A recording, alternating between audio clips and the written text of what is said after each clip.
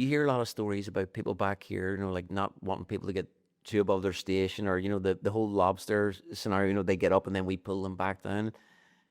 I didn't. I felt the complete opposite of that, like the polar opposite.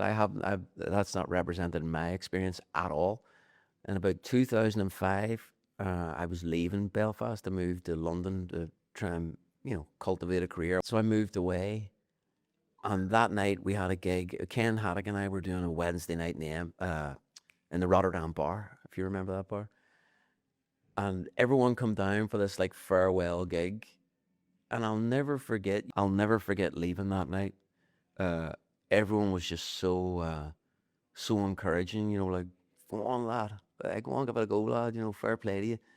Um, yeah, that stands out. There was only about 200 people there, and a few of those were outside 'cause there was no room in the bar.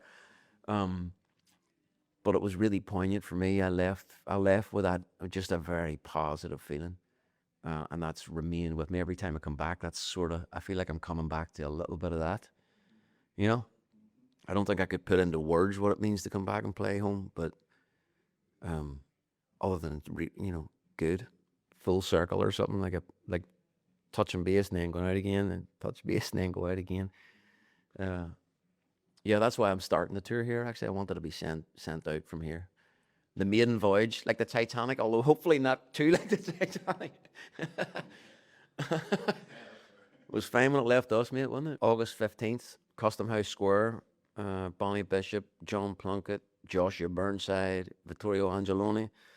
Um, yeah, real hoedown. I'm gonna be playing songs from the Wake, but the idea is just to play songs from everywhere, all over the place. Just go out and have a shindig.